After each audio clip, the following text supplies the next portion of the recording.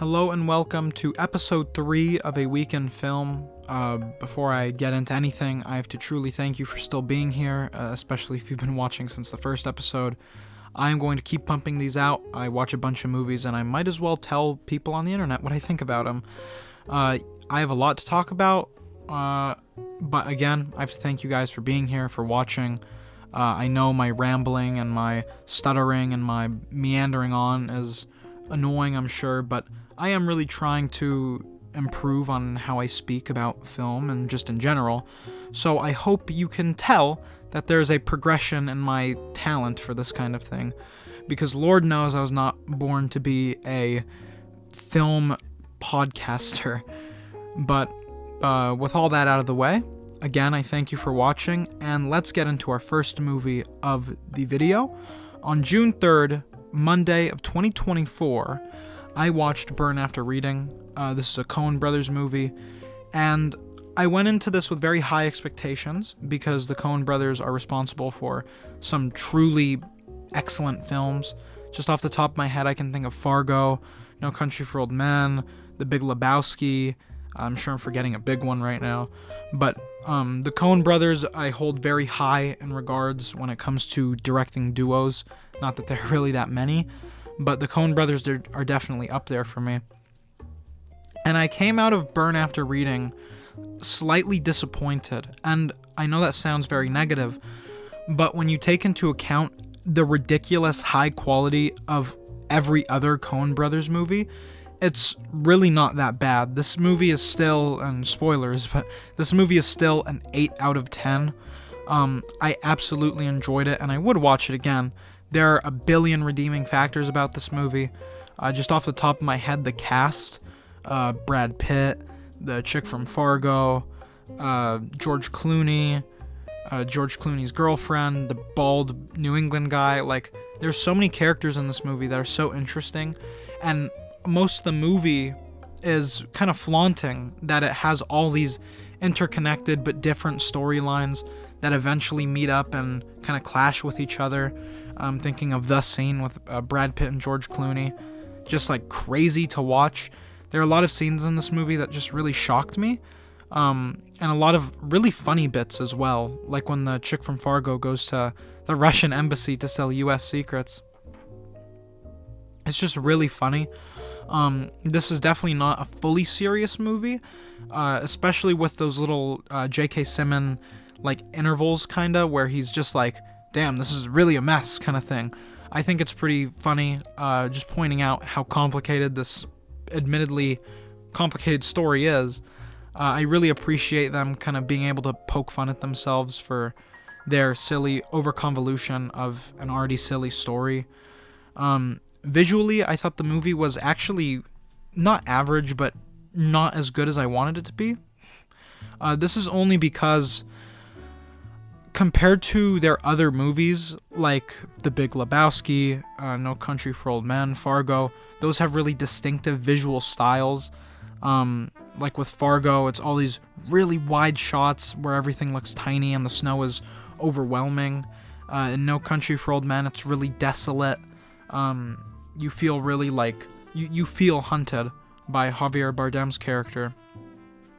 The Big Lebowski, just the whole style is really relaxed and like suave and really stylish, and this movie lacks a real identity, visually anyway.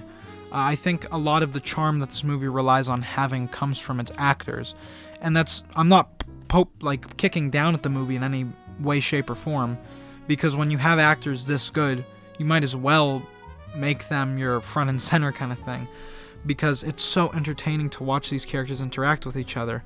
But I know the Coen Brothers are capable of better, and I wish they did do better, because, you know, if it isn't obvious, I know I talk about it a bunch, I imagine, but one of my favorite aspects of film is its visuals, and it's a shame when a movie like this, with a interesting story and interesting characters, doesn't really push itself visually. There's a lot of handheld, a lot of just kind of generic, not generic, but like standard simple close-ups and tracking shot, things like that, you know. I just wanted more kooky shots, basically. It's shot well. It's shot very professionally, I guess you could say. but I just wanted more personality, more oomph, if you kind of understand what I'm talking about. The music I wish was a lot better. The music actually ends up feeling a little generic, which is a shame because a story like this is so unique. The movie has this kind of almost spy-sounding soundtrack, and again, for how unique and interesting the movie's premise is and how convoluted it is, I think it would have been better to have a more kind of zany soundtrack. But it still fits the movie pretty well. The more, not serious, but the kind of spy-sounding soundtrack, I think it fits pretty well. I think the pinnacle of the movie is, funnily enough, Brad Pitt's character. The way he plays that character is so fascinating. It actually reminds me a bit of Seven, if you've watched David Fincher's Seven recently, which is a excellent, outstanding movie. Brad Pitt in that movie delivers his dialogue really strangely. And every time I watch it, I can't help but notice it because it just sounds so, like, weird. Just the way he talks in that movie is just weird. He delivers his dialogue really, like, he delivers it like this, you know what I mean? Like, he builds it up and then crashes it down. And he doesn't do the same thing in this movie, but he delivers his dialogue in that same weird way, and he plays a really airheaded character. And he's like just really stupid. Like, I just think every scene with him in it is a blast, and that's one of the things that I think the movie choked on the most. Even though that scene with him and George Clooney is impactful and it's kind of shocking, I think it would have been better if they somehow kept him in the movie, because he really does make up for a lot of the charm that the brunt of the film has. Because most of these characters are just like, you hate them. Except for the chick from Fargo, like, all of these characters are just kind of, like, evil. But I still think the movie's great. I gave it an 8 out of 10. Just with a little bit more with a little bit more Coen brother personality in there. I think it's kind of lacking in this movie. I think it would have been something really special, something really just awesome to watch. But as it is now, it's still, again, really fun to watch. A lot of fun little moments in there. The intro where the bald New England guy gets pissed is awesome. All the little intervals with J.K. Simmons are really cool and funny, where he's just like, man, what a mess, and he's like, oh, just let him go. Like, he just doesn't care. You guys hear that? Fucking assholes. But anyway, sorry about that. Yeah, Burn After Reading, 8 out of 10. I definitely recommend. Good time. It's not a masterpiece, but it's a good time. There are definitely worse movies to watch. But on to Tuesday, June 4th of June 2024, I watched Kikujiro. I need to premise this by saying I've been meaning to watch Kikujiro for ages now. It was just never streaming to my knowledge. And having finally seen it, it absolutely lived up to the hype. I'll get it out of the way now. This movie is a 10 out of 10. I will give you my in-depth reasoning in a second. But I adored this movie. I don't know how to describe this kind of movie where nothing really happens. In my head, I want to compare it to Chungking Express, but even a movie like that doesn't really fit this kind of description. Kikujiro, it's like a road trip movie. That's the best way to put it. But the way that they act and the way everything happens and the editing and just the pure personality put in front of the camera is just hypnotizing. It's hard not to watch with a smile on your face pretty much the whole runtime, because you watch title character Kikujiro and the kid, you watch them really mold around each other. At the start, you could tell he's kind of doing it because his wife made him and the mom feels bad. But as soon as they start, he's betting on horses, and then he's swimming in a pool he's not allowed, or he can't swim, and then they're trying to hitch a ride to where the kid's mom lives. There's just so many little personality moments in this film, especially with those random characters that you meet later on, like the bikers and the RV guy or the van guy. So just wonderful, and the personalities of all these characters. Kikujiro himself is like kind of a dick. He's like a really like spiteful asshole, but he's really fun to watch because the kid ends up kind of inadvertently balancing him out, which is good because you kind of need that when a character is that just like annoying almost. Not annoying, but just like kind of evil. The cinematography of this film is outstanding. It helps a lot that it was filmed in the Japanese countryside because it's just a really good setting for films like this. This film reminded me a lot of All About Lily Choo Choo, weirdly enough, because, well, okay, this is gonna sound really bad, but the only reason is because of how green it is. Like, Kikujiro's a really green movie. There's a lot of tall grass, and you drive through these, like, all these fields and stuff. And you know, a lot of All About Lily Choo Choo takes place down streets surrounded by rice paddies. But yeah, visually, I think it has a really excellent, beautiful style. The character writing and just the characters is so much fun. The last, like, 30 minutes where they're just having fun with the bikers and the van guy. There are just so many great little moments like that, and it's all because of the kid and how horrible what happens to him is. There is an underlying serious story here, relating to like familial problems and Kikujiro with his mom and the main kid with his mom, but it hides it well, but makes sure it's still clear through all these little silly antics that all the characters get up to. And that's what makes this film better than if it was just like a standard time.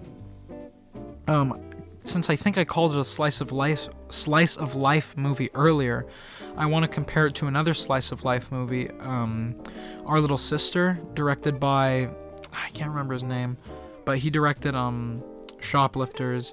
He directed a bunch of other movies. That movie is also, I'd say, a slice of life movie. But Kikujiro's better because it just has more personality to it. It feels raw, I guess, if you want to put it like that. It just feels, I hate saying real. It feels so real, but it really does. So many little moments. I know I already said that, but the moment where he switches the guy's lunch and eats one of his sandwiches, the scene where he almost drowns in the pool, the scene where he sees his tattoos for the first time and the kid has a nightmare. Just so many brilliant moments in this film, and it's a testament to how good simple filmmaking can be. Because I bet you this film was made on like one camera, and was made over the span of like 2 months tops. The same guy wrote, directed, and edited the movie, and it's edited magnificently, especially towards the end when you get all these silly little things. I really like the title cards in this movie. There are just so many excellent creative choices that I can't like express enough how much I love, because it's just so much fun to watch. It's like comfort food. You watch this like asshole and this little kid go adventure together, and it's just so much fun. Like you can't help but smile through the entire thing. I think I already said this, but it's a 10. And the score too. I only found out at the end of the movie that the same guy who composed most of Studio Ghibli's like classic archive from Hayao Miyazaki also composed for this movie. And it completely makes sense because this movie has that same almost whimsical kind of feel to it. Like it has that same kind of tune as Porco Rosso or like the Wind Rises maybe. I'm just throwing names out there at this point, but it's just, I love movies like this. They are so much fun, and that's why Kikujiro, again, is a 10 out of 10, because it's just, a movie doesn't need to have an explicitly dark theme or an underlying metaphor. No, I can enjoy, and hell, I enjoy a lot of little simple movies like this where it's just a day or two in the life of two people. And Kikujiro, at the end of the day, is an entertaining movie. And when I put on a movie like Kikujiro, I just want to be entertained and have fun. And that's absolutely what happened in this movie. So for the last time, it's a 10 out of 10. I watched it on Tubi, I want to say. Absolutely 1 trillion% recommend. It is an excellent 2 hours, I think. Just definitely watch it. It is a masterpiece, and I don't think that's even exaggerating. Pretty much as close as it gets to perfect Japanese cinema. But there is closer, and we'll go over that later, okay? Anyway, on the same day, June 4th of 2024, on Tuesday, I watched Big Fish, directed by Tim Burton. So, I had never seen, prior to this, a Tim Burton directed movie in full. That's a lie, actually. I've seen Charlie and the Chocolate Factory, which I kind of forget is directed by him. And I've seen enough from other Tim Burton movies to know that his style really isn't my thing. I don't like the way he does like really overexposed, like really like fucked up white balance. It's just not my thing. Like, I understand it's his style, and every director is entitled to, and I like when a director has a style, but Tim Burton's style isn't for me, and I think that's one of the many downfalls of Big Fish. I watched this movie exclusively for that scene where the main guy has all the, I think they're daffodils around him. A lot of the films that I end up watching, I find through Twitter, really pretty good-looking screenshots that people take of the movies, and this movie is no different. I watched this movie because of that, and honestly, it kind of disappointed me, because I wanted a fun, visually interesting movie, but what I got was it is visually interesting, and a lot of the CG in there is pretty cool. He's not CG, I don't think. I'm sure he's at least a little taller, or made a little taller, but the giant, and all these little things in this movie that are really great. But just the way the story is told, and the characters too, I just can't get over. The fact that pretty much the entire film is told through flashbacks, I'm just really not a big fan of. I think it's kind of a lazy way to do things, so they don't have to write in current things that are happening. It makes sense for what the story's trying to do, and the characters are pretty interesting too, but it's just like the son, I'm forgetting his name too. I cannot stand him for like most of the movie. He has this like, come on dad, that's not really happened, and it's just like so annoying. Like, I understand his whole thing is like, you were never real with me, and you're still not real with anyone else. And the whole movie, the big fish thing is about, oh, you're a big fish in a small pond, and oh, when you were being born, I caught a fish with your mom's wedding ring, all these little silly things, and it could have worked, but it just doesn't. The charm, like the level of charm that you need to make a story like this work, just isn't really present. And it's a shame, because I know Tim Burton can do good things, but this movie, to me anyway, is not really just there, it's just not really my thing. Danny Elfman's score is like brilliant in this movie. Danny Elfman is a very talented composer. It's actually so good that I feel like a lot of the movie relies on it, like really heavily relies on it. It's so strong, and it's so personality filling that it kind of thinks it does the character development for it, and in a sense it does. So they have to definitely thank Danny Elfman for that. A lot of this film could have worked, and I think it's adapted from a book, like a child's book or a short story or something like that. But I just wish it went even further in the silly direction. You have the dad when he's young, and you have I'm forgetting his name. From Reservoir Dogs, whatever his name is. You have the bank robber guy, and you have that town that's perfect or whatever. And there are all these little cool one-off moments, but together the film just doesn't really feel too solid. And I know I'm just dogging on the film a lot right now, like really bad, but it's still a good movie. Like, by no means is this a bad movie. I would definitely watch this. Like, I'd put it on. I don't think I'd watch it properly, but I'd put it on. This is a fun movie to watch, and as much as I'm not huge on Tim Burton's kind of style, I think it looks good on this movie. It looks okay on this movie anyway. I just think it could have been told better. I understand that the whole movie is about looking back and hearing the real version of these stories, but it makes it feel like there's no like real, not urgency, but there's no like heart behind it. Not heart either. I don't know how to put it, but I just think this movie could have been a lot better. And for what it is, I think it's still good. I'd put it on. I already said that. But I think the movie's just a 6 out of 10 to me. It's good. It's better than average, It's just a shame because I want to like this movie so bad because that daffodil scene is just awesome. And all the stuff in the circus too with Danny DeVito is pretty cool. All the clowns and stuff. And he turns into a wolf and all of this stuff. I think it's all really cool. Like there's a lot of good potential in there, but it just doesn't. Not that it needs expanding, but it's just not done well enough to really keep my interest. I just remember being really bored while watching this movie, which is the worst thing, because I know this movie really wants to be kooky and wacky and really well made, but I just don't think it's quite there. But yeah, 6 out of 10. Tim Burton style, not my thing. Still a good movie, but it definitely could have been better. And for what I watched it for, which was good visuals, or at least very pretty unique looking visuals, I don't think it really hits the mark that well at all. But anyway, on to our next film. On June 5th of Wednesday, June 5th of 2024, I watched Leviathan.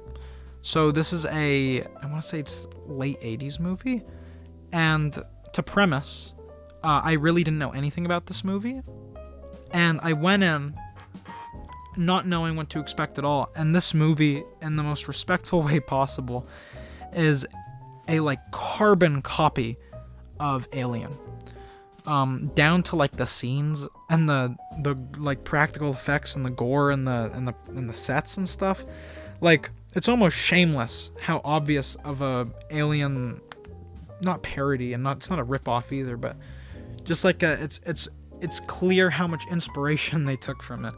And it's a shame. No, it's not a shame, because Alien's bones, fundamentally, Alien is an excellent movie because it's made so solid.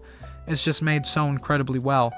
But Leviathan kind of takes all the surface level stuff that makes Alien good and puts it on without realizing that the foundation of Alien, which is really well written characters and really suspenseful moments, just isn't really there in Leviathan.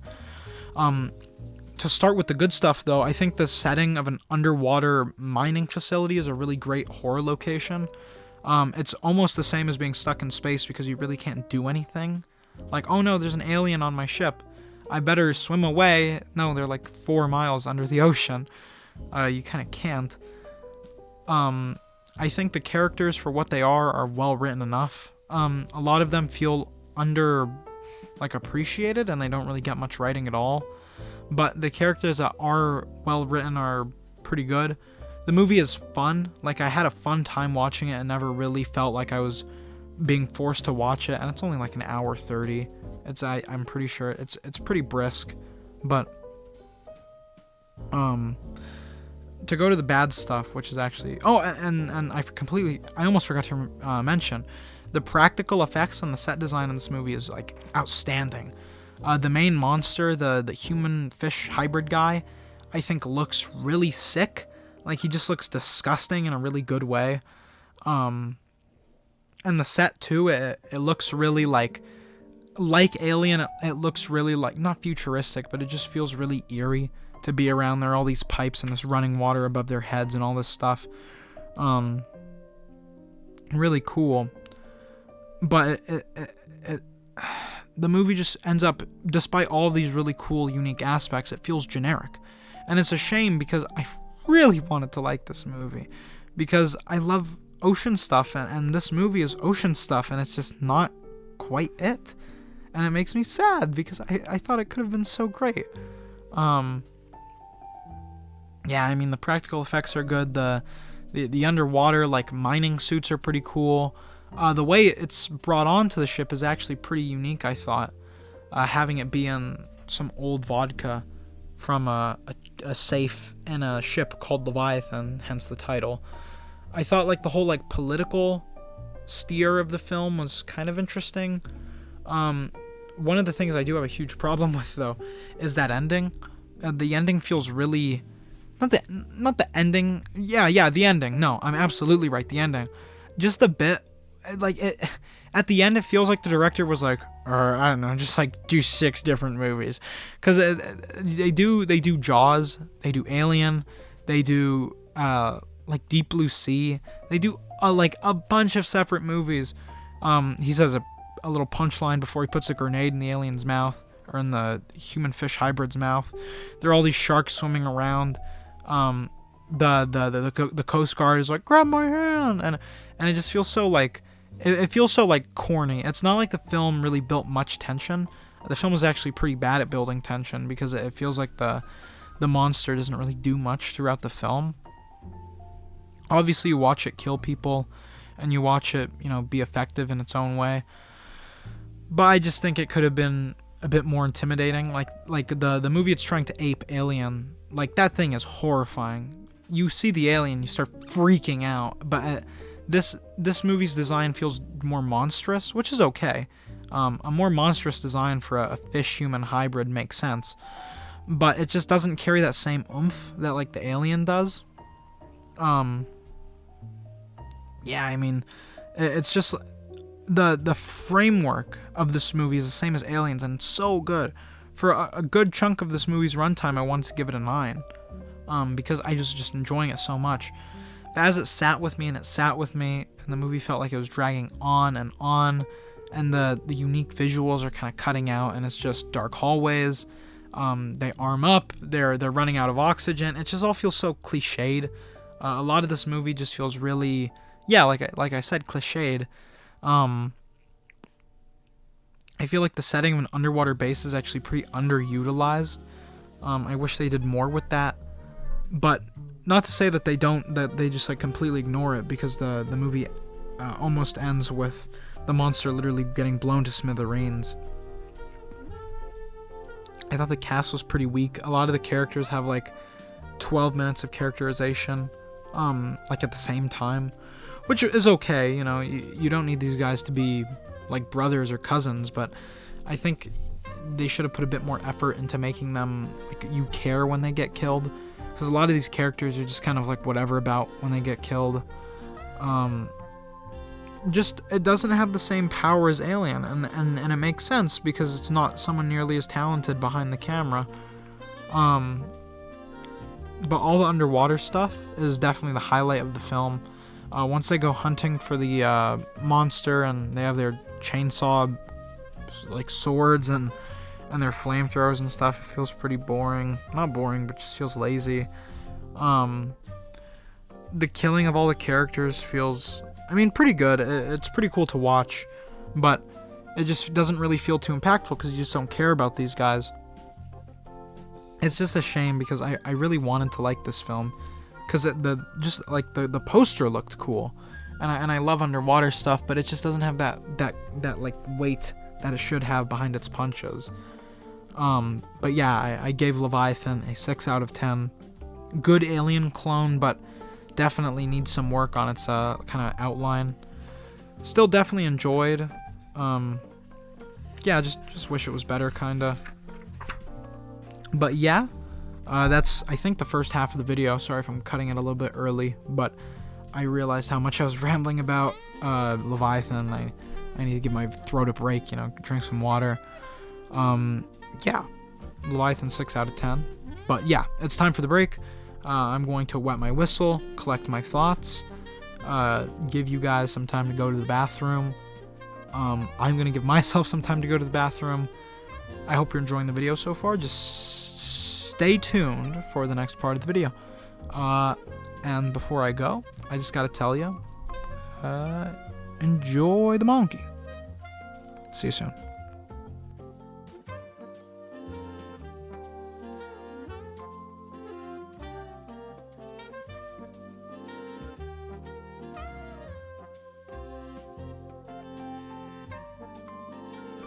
Alright y'all, welcome back. I hope you used your break wisely. We are going to jump right back into it. On June 5th, the same day as Leviathan, I watched Furiosa, a Mad Max Saga. So, I was very excited for this film. I had recently, well, you heard me on my first one, I watched Fury Road in preparation for this film, and this was one of the last days to catch it in IMAX on the 5th. I was expecting at least something close to or on par with Fury Road, and I'd seen a lot of reviews saying it was either close to or just not quite as good as Fury Road, but honestly, I think it was just like barely not on par with it, like barely not on par. I adored this movie, and I think a lot of that comes down to Anya Taylor-Joy's performance as Furiosa. I was afraid before watching the movie and seeing her in all the promotional material that she wouldn't be able to really pull it off. I was just worried that she wouldn't be great as Furiosa, but she delivers this really menacing female warrior really well. And one of my favorite things about Furiosa is that, or like the movie, not the character, is that it's her building her myth more than her origin story. You know, as the movie goes on, she gets more, and the, you know, like the stunts and the feats get more and more ridiculous, and it feels like a story being told at a campfire about the Imperator, however you say it, Furiosa. You know, it feels like you're hearing about this character through 4 other people who all added their own little details to the story. And I love it so much because with a character like Furiosa, who in Fury Road had so much like aura around her, had so much like mystery, it just felt so deserved. It felt so fitting. The actual action and the film itself, outstanding. There were a couple action sequences in this movie that I was like shaking in my seat at the theater while watching. It was just so cool. There are a lot of really interesting visual moments, but one thing that I do have to comment on is that the Millerisms are definitely toned down in this movie. And when I say that, I mean George Miller's unique little things that he adds to his movies, or more particularly Fury Road. The main one in mind is when Mad Max is under a bunch of dust, and he gets up, and there are 5 frames of a volcano erupting there. And I thought a similar thing was going to happen because in some scene in Furiosa, she gets covered in dirt, and she gets out of it, and I was really hoping for her to rise out of it like an explosion, like she had finally come back kind of thing, but it just didn't do that. And that's the only thing that I think could have made this movie better, is if they just put even more and more and more little Millerisms in it, because I love how unique George Miller's style of filmmaking is, especially when it comes to Mad Max. There are just a lot of really great, unique things he does in this movie and in Fury Road. Just the brutality of this movie and the swagger that Furiosa carries. A lot of the action sequences feel a lot more controlled than they were in Fury Road. She feels like a warrior in her prime. She's whipping around, she's taking bullets, you know. She barely feels any of it. And just the pure dedication and hatred. It's like that one character said, she is an angel of revenge or something like that. It's just watching Furiosa carry out these crazy feats and these plots and all these things feels so satisfying to watch, and it's shot so well. It's filmed so incredibly well. And I'm talking about Anya Taylor-Joy's character a lot, but all the other characters in this film are pretty damn great too. The returners, like the Immortal Joe, the Ammo Town guy, the Gas Town guy. All those people are really great. Immortal Joe's whole family. All the little unique one-off characters, like I'm forgetting his name, but he helped teach Furiosa how to do all of her stuff, and the almost romance that they have. I thought it was really interesting to see a more sensitive side of Furiosa that isn't for other women, like in the first one where she's trying to save all the wives. Just so many great moments in this movie. Furiosa is she's such a cool character. I just love her character. Like, I think it's because I just really like her style and the way she fights in Fury Road and all that kind of stuff. It's just so cool. The movie is really the building of her myth. Just watching all these things fall into place, and you know how Fury Road goes, and you see all these kind of foreshadowings, and it's just so cool. The movie shot beautifully. I love how it looks, like color-wise. I think It's really unique and visually satisfying to watch. Just so many things that I adore about this movie. It's easily a 9 out of 10, and honestly on rewatch it could even be a 10. There are just so many great little characters and little scenes in this movie. Watching how Furiosa gets her robotic arm, it's just so cool. So brutal and just so awesome. Chris Hemsworth as a villain I was afraid wouldn't work, but he's really great in this movie. He's actually a pretty evil villain in this movie. Like, he's really evil, like kind of evil, just horrible to watch in a good way. Yeah. I adored Furiosa Mad Max Saga. Again, I think it's a 9 out of 10. And again, on rewatch, I don't think a 10 out of 10 is completely impossible, because I just love the hyper activity of this film. And I like that a lot of the fight scenes aren't in cars. I know the whole point of Mad Max is that it's like car combat kind of thing, but I like the more like running around and just shooting people. It's a unique, not unique, but it feels fresh, you know. After seeing so many car chases, it's nice to just have cover to cover combat. But yeah, 9 out of 10. I absolutely recommend. If you can somehow still see it in IMAX at your local theater, definitely do, because it is worth every millisecond of that 2.5 hours. But anyway, on to, could you tell I like that movie? On to June 6th of June 2024, on Thursday, I watched The Autopsy of Jane Doe. So for Horror Thursday, I kind of had to watch this one because I had a movie I wanted to see in theaters, which I'll tell you about in about 6 or 7 minutes. The Autopsy of Jane Doe is, it's one of those movies that it hurts to watch, in the sense that there's a good movie, there's fundamentally a good movie buried in there, but watching them butcher the genuinely interesting story with that paranormal aspect just really hurts. I think my favorite thing about this movie is the actual autopsy. It's something I know really little about. I'm not in like biomed or anything, but I just really like hearing people like talk shop about whatever their field is. And this movie is pretty much exclusively that, because all you're doing is just watching, for a while anyway, you're just watching this father and son cut open this lady and talk about all these little things. It's like, oh, look, her waist looks too small for her hips and her body. It's like, oh, and look, her organs are all burnt. And it's all these little nuanced things that I had no idea about because I don't do autopsies. It makes for a really interesting horror setting.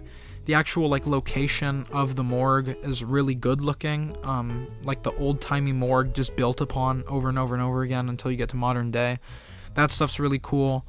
The minimal cast and like the minimal set as well, I thought was a pretty nifty idea. Having it pretty much just be 3 characters, 4 if you include the corpse, and this tiny underground like basement morgue, I thought that was pretty cool. Yeah, it's just hearing these guys talk shop and like theorize on how her body's this messed up and all this stuff is just really cool. And as soon as they introduce the paranormal cult aspect of the movie, it just breaks my heart, because I don't know how you would make this movie not scary, but I don't know how you would write it to keep the autopsy like legitimate feel of it. But if you could, I'd do it in a heartbeat, man. I love how it feels so real. You're watching these people cut open this girl with literal surgical precision, and it feels so like removed from the human experience, because if I had to cut open a lady, I would cry. You know, and you're seeing these guys joke about it, and they're just talking about like, oh, this and that. It's like, oh, maybe she's this, maybe she's that. All these cool little things. And as soon as they get to the we're hiding from one of the dead bodies who's reanimated, it just loses all that tension, because it no longer feels like it could happen, you know. And I'm not one to criticize horror movies for that kind of thing, because, you know, it's a horror movie, do whatever you want. But Autopsy of Jane Doe, pretty well shot. I just like the way the movie looks. The dynamic between the father and son is pretty cool. The setting, the actual autopsy, all their shop talk is just really nice. There are a lot of really nice things about this movie, but because it's a horror movie and you kind of have to hit that criteria, A lot of it just, a lot of the good stuff gets kind of thrown out for a more generically scary film, which is okay. But I wish they could have done it a different way, because they had a really good thing going here, and then they throw it away for nothing, really. I recommend this one. It's not like high art by any means, but it is decently scary. This is the same guy who directed something recent. Other horror movies I have not seen. But from what I hear, this is one of his best. Yeah, I recommend this one. I gave it a 6 out of 10. It's just good. It would have been a 7 or even an 8 if they somehow kept the more legitimate aspect to it. Yeah, the movie just really draws you in, you know. They're explaining all this stuff about this dead body that they just finished, and then they get a new one. It's like, we need you to figure this out now. The actual like graphic aspects of the movie, like the gore and stuff, is pretty cool. There are a lot of really like just gross looking things, like when they peel her skin away, or her fake skin away. Like, all that stuff is just really cool.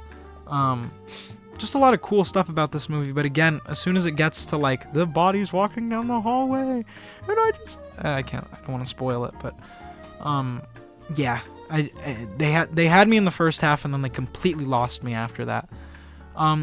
Still a good horror movie though, which is something you don't get very often, especially according to the next film I'm about to talk about. Yeah, 6 out of 10 for the Autopsy of Jane Doe. I definitely recommend. It's on Netflix. It's not even an hour and a half. Check it out. It's a fine one. It's a good one even. But yeah, on June 6th, the same day of 2024, Thursday, I watched in theaters In a Violent Nature. So before I get to the actual film, I have to clarify that I watched this in a completely empty theater. I was the only person in there. Awesome experience, by the way. Walking around the theater and just yelling in there for no reason is pretty fun. I have like chimp brain, sorry. But In a Violent Nature, it is such a disappointing film to me, because the idea on paper sounds really cool. It's like, oh, let's make a horror movie, but from the killer's perspective. And when you say that to someone, you're like, oh, this is dope. Like, I want to watch this, right? But this movie does something that I really can't stand, and this is all subjective, obviously. I mean, everything. It's a film podcast. I'm not objectively rating films here, but this movie it just makes me so sad, you know, because they go, oh, let's make a slow, different horror movie.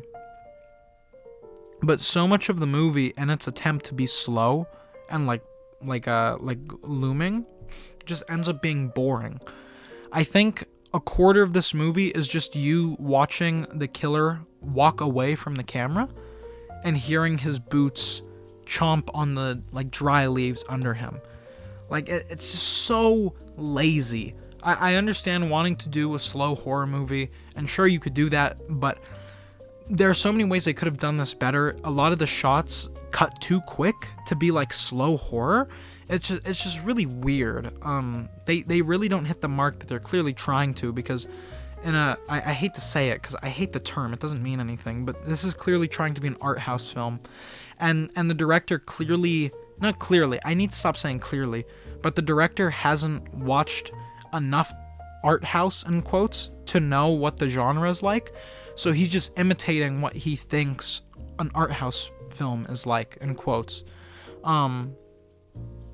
Because the public perception of, in quotes, an art house film is, oh, this is a slow movie that takes its time.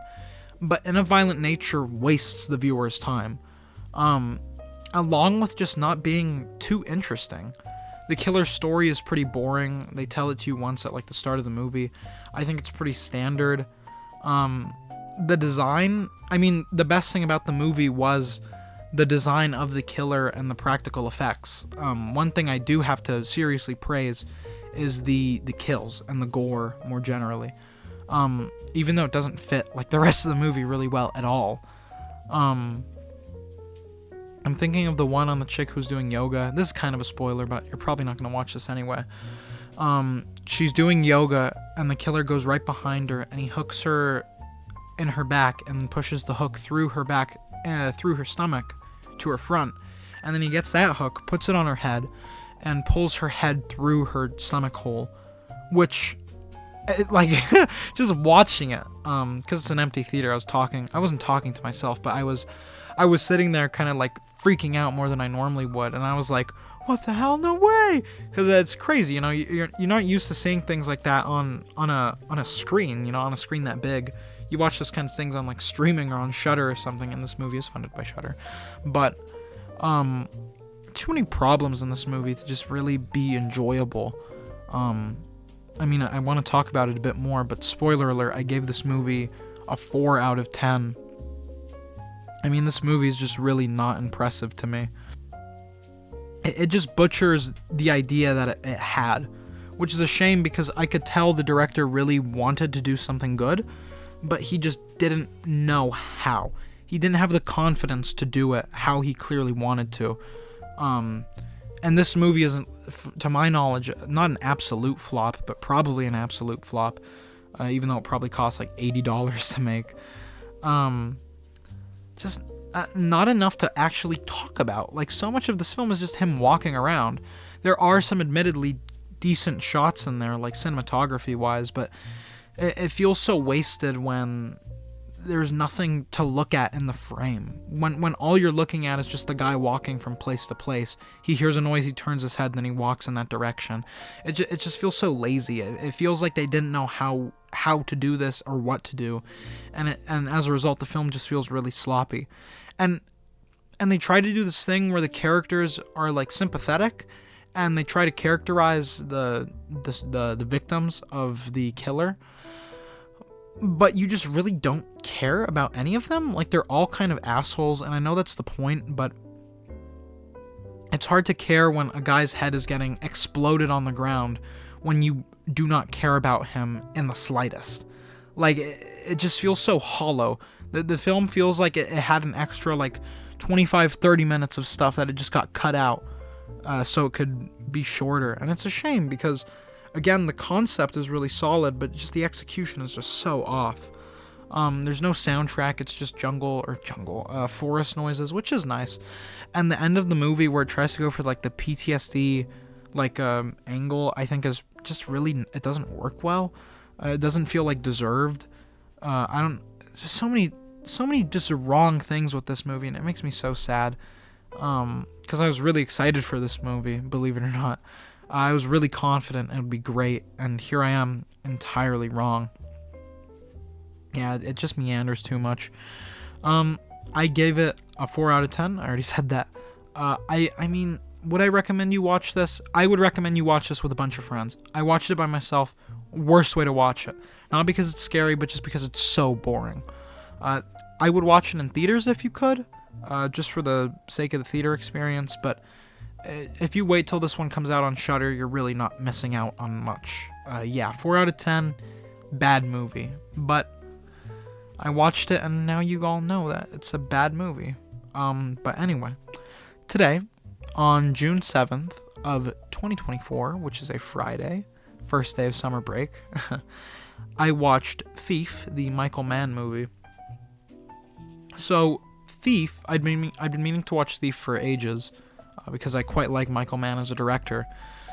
And I think the easiest way to describe Thief is that it feels like an under-realized version of Heat. Like Michael Mann wasn't fully confident to make Heat yet. And to be fair, I mean, I wouldn't be either. Heat is a 3-hour-long heisting drama that captures all these, like, a trillion different emotions and a trillion different things, and is by all means a masterpiece. But Thief manages to feel distinct and also like its own movie, and I'm sorry for the sniffles, guys. In the sense that it's a one-man thing, so there's not a crew really. There's 2 guys who are in the movie twice. And the guy's a jewel thief, and this is more of a mob drama movie, which I wasn't really expecting at all. And just to get it out of the way, if it isn't already obvious, visually this movie looks outstanding. Michael Mann's visual style, with all the like wet flooring and the reflecting lights off the hood of cars and shit like that, it just looks so good. Michael Mann, this movie was made like 10 years before Heat or something, and it just looks so good already. He already captured that excellent visual style. Most of the movie happens at night. I feel like the sun is only out like 4 times. Watching this, I'm forgetting his name, the actor, but watching him fight through the ranks just for the sake of not letting anything happen to him. I'm describing it poorly, but just watching him do all these things just because he doesn't want, he just physically cannot be bothered, was kind of cool. And the aspect of Heat with the iconic line where it's like, if you cannot walk out the door in 30 seconds when the heat's around the corner, that's in this movie. He literally sends his wife and kid away because he's like, I have to go do something. Bye now. It fits as an early version of Heat really well, I think. It's just not as good. You know, a lot of the personality from Heat just isn't there. It doesn't help that, you know, I think it's in Chicago, I want to say is the setting of the movie. It doesn't help that visually Chicago is a pretty standard place. I mean, I don't remember any of the locations particularly standing out to me. The heisting scenes in this movie are really great. They capture that energy that Michael Mann really wanted to capture, I could tell.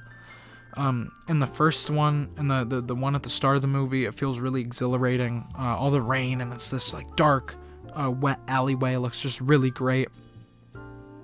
And watching this professional do his job, watching him cut through vaults and shit is just so cool.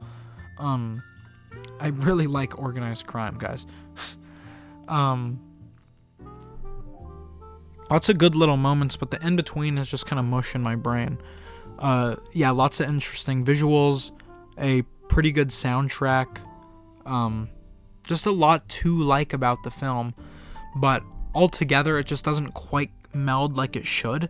I feel like it's just like an inch or two off from being a really outstanding movie.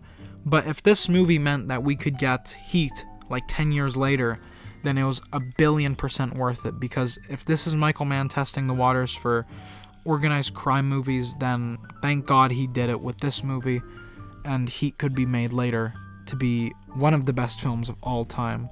But yeah, I gave Thief a 8 out of 10. Still really enjoyable, but I mean, when you have Heat to compare it to from the same director, it just feels like a why bother with Thief kind of thing. And I know I'm in the minority with that because I know a lot of people love this movie, but I mean, like, even visually, like that screenshot I see of all the light bulbs hanging over the car lot, it's not as impressive as I think it kind of should have been. I just think I mean, 8 out of 10, it's still a great movie, like, by all means. I would definitely rewatch Thief. I'd probably enjoy it more even. But it just feels like when you have Heat to compare it to, it's like, why bother, you know? But I still definitely enjoyed this movie. Absolute blast of a time. Definitely check it out. It's on Amazon Prime Video right now. Yeah, check it out. 8 out of 10. Good movie.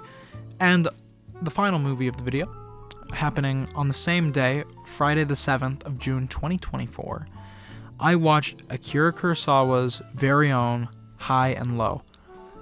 So, let me preface this by saying that I am an enormous Kurosawa fan. I don't think I've seen a single film of his that's below an 8 out of 10. This guy is just ridiculously talented, and surprise, surprise, this is no special scenario. This movie is in all sense of the word a masterpiece. It has all of those things that you trust Kurosawa to deliver in a film. It has that really sharp dialogue and a really sharp visual style with that cutting black and white. The picture looks so clear for some reason. Like, it feels like I can see around the room perfectly. Again, that black and white adds more color than if color was really there. The dialogue, I mean, I already mentioned that, I think. The characters and Toshiro Mifune's, I think that's how you say his name, his performance as the main guy. And I mean, I love police movies. I mean, this is just everything I could really ask for. It's this not murder mystery, but it's this like crime solving movie in an Akira Kurosawa blanket, and it's so good. It's so good. It's shot so well. It sounds so good. The score is unique. It sounds excellent. The characters are great. The visuals are great. I enjoyed every second of this film, in every sense of the way. It just feels so professional. You know, you can tell when a filmmaker is experienced past the quality of their films just by the way they do certain things, and you can tell this is one of Kurosawa's most confident, like, in his element films he's made. And for a while I thought Kurosawa was really only good for samurai films because I'd only really seen the samurai films, but this movie is just something else, man. Like, it's so good. It's so good. It's a masterpiece, and I'm going to keep saying that because it is just a masterpiece. The first act of the movie compared to the second act and the third act just feels so different. Watching it go from a hostage situation movie, I thought that's what the whole movie is going to be about, to going to a crime-solving movie, and then to just to watch it go from those two things to one another is just crazy. I just love the way it looks. I love the way it feels. I love the way it sounds. Those scenes where that scene where all the officers are giving reports in the public office, it's like, oh, we're running every plate in the area. Oh, we're checking all the telephone boxes to see where he was probably calling from. All these little things that's just so damn cool. It's just so outstanding. This movie is by a mile my favorite one that I've watched on this list today. Very closely followed by Furiosa. Or actually, I think it goes this movie, Kikujiro, then Furiosa. Not to diss Furiosa, but I mean, Kikujiro is just something else, you know. Sorry for my yawning. It's very late. It is 1:01 right now. But I mean, I think I've done enough yapping. I'm sorry the video is shorter, but I mean, when a movie's this good, I don't even have any negatives to bring up. I mean, it's a 50s, I think, masterpiece. Just total joyride. I love this movie. But yeah, that's all I really have for today. Forgive me if it feels even more erratic than normal. I'm trying not to force the hour-minute mark. I might even still hit it, honestly. But I hope you guys enjoyed. I hope you're still watching these. I'm going to keep making them as long as you guys keep watching them. New videos, more random, sporadic videos are probably in order. I want to start just making little one-offs in between my podcast episodes, if you could call it that.